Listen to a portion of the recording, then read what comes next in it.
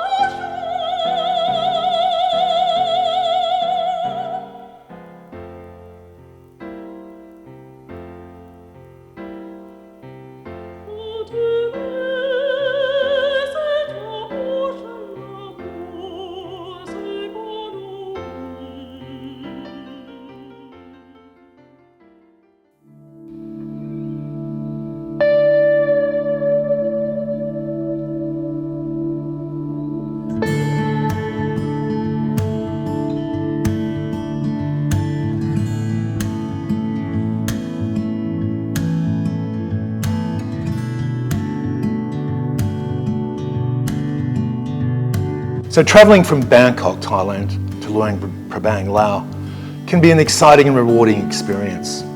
Now I last went to Luang Prabang by plane, but this time I'm going to do it by train. And both cities offer a unique blend of culture, history and natural beauty, and the journey between them can be an adventure in itself.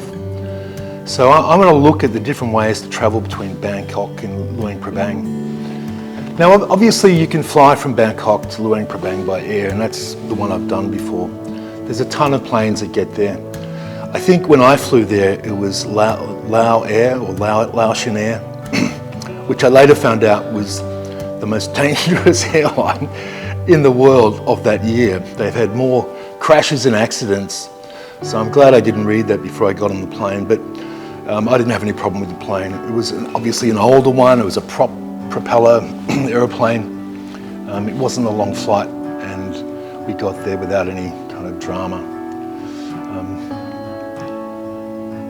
Flight time was around 2 hours. And that's a convenient option for those who want to save time and avoid the hassle of border crossings and land transportation. Flights can be expensive, especially during peak seasons. Another option is to travel by land. You know, there's several routes you can do depending on your budget. You can take a bus or a minivan from Chiang Mai in northern Thailand, or like me, you can also cross the Mekong River to Hai Giai on the Laotian side, and from there you can take a slow boat down the Mekong to Luang Prabang, a journey that takes about 2 days.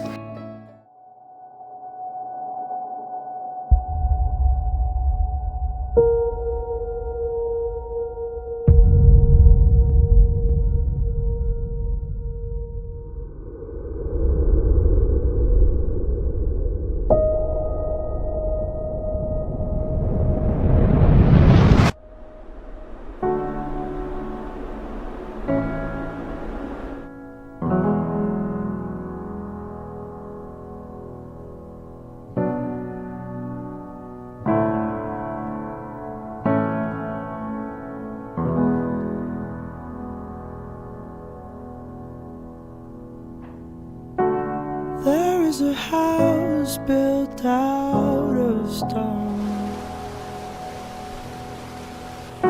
Wooden floors, walls, and window sills. And that's something I've also wanted to do, so I may actually skip the trains and do that, train to Chiang Mai and then get the boat, the slow boat down the Mekong, which sounds like another incredible journey. Now, the slow boat journey, it's a popular choice amongst travellers, believe it or not, because it offers a unique and unforgettable memorable experience. And you can experience the beauty of the mighty Mekong River, which is a really massive river. And it's so important for that whole area.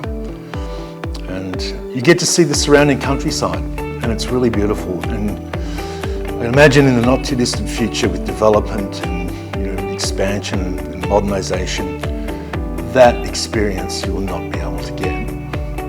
Now, the boats you can choose are basic, but they're comfortable, and they offer stunning views of the lush green hills, the traditional villages, and the water buffaloes that dot the riverbanks. And along the way, you get to stop at small towns, meet the people, go into the villages and explore local markets, temples, cultural attractions. You can also stay overnight in guest houses or in homestays where you can experience the local way of life and taste traditional Lao cuisine.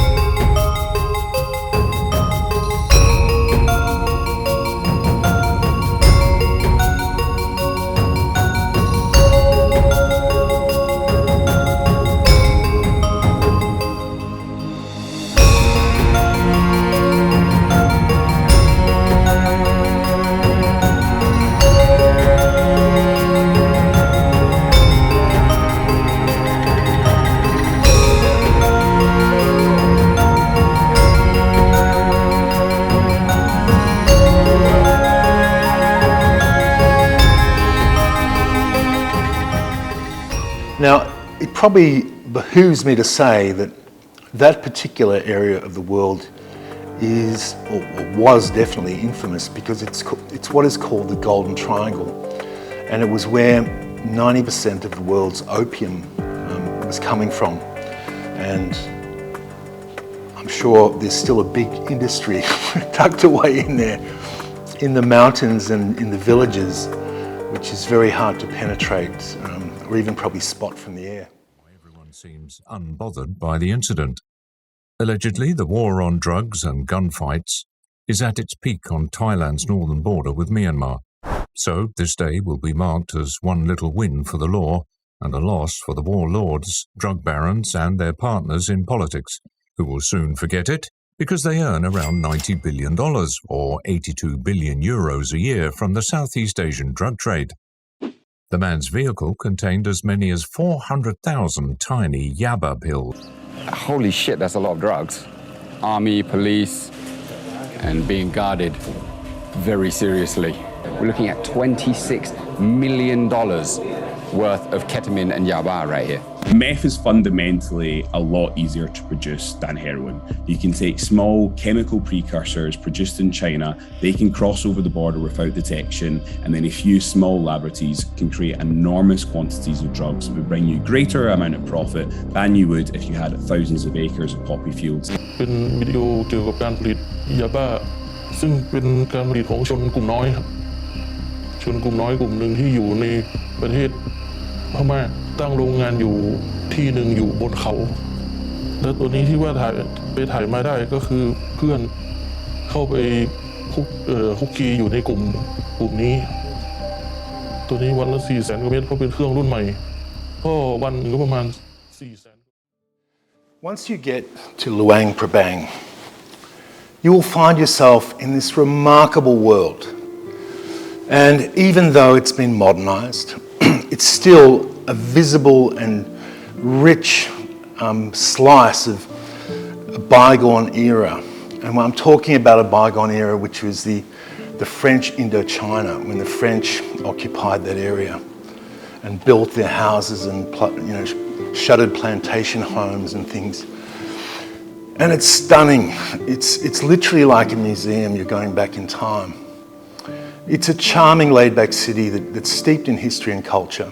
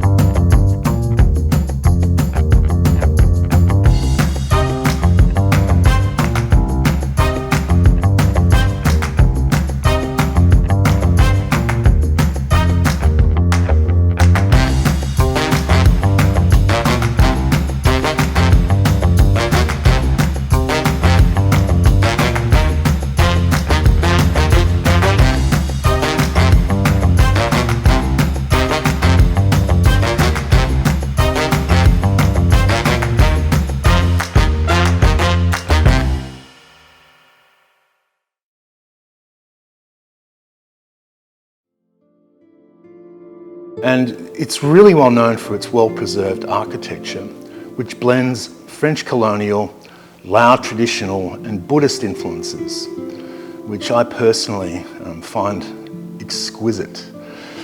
And some of the must-see attractions in Luang Prabang include the Royal Palace Museum, the Wat Zheng Thong Temple, the Quang Si waterfalls, and the night market, where you can shop for handicrafts, textiles and souvenirs, or have a really great meal where everything is, like each separate dish I remember was like less than $1. It was crazy.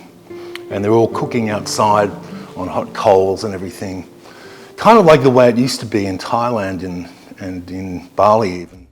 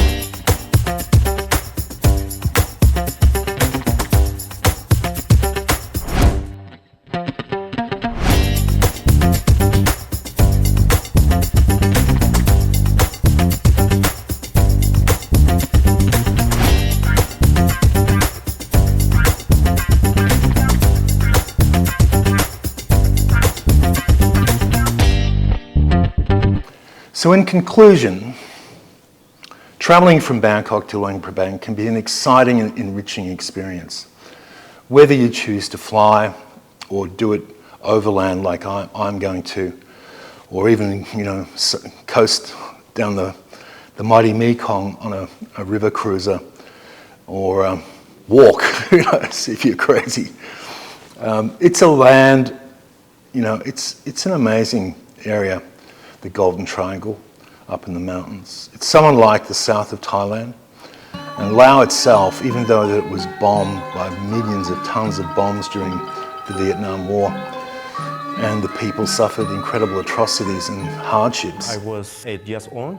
I just went to the rice field, and then I just digging for bamboo shoots, and then hit with the UXO and then export it. จากกลับเมืองหันแล้วก็ย่านจะไปขุดส่วนสุดดินนะก็เลยก็ไปดึกลิ้น3 คนไปตาย1อย่างช้อง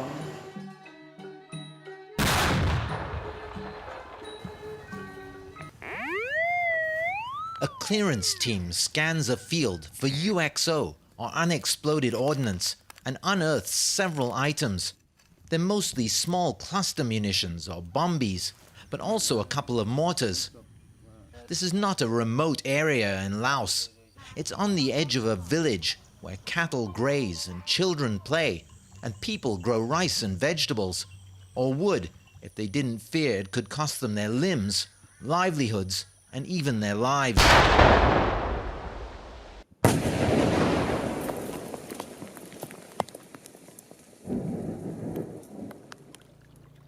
For the pupils of Vang Con Village School, the day begins in the playground with a wash in a crater made by an American bomb during the Vietnam War.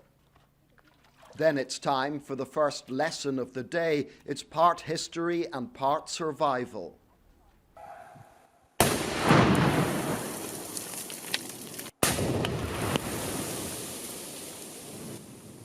The children looked on from a safe distance. This was the practical part of today's lesson.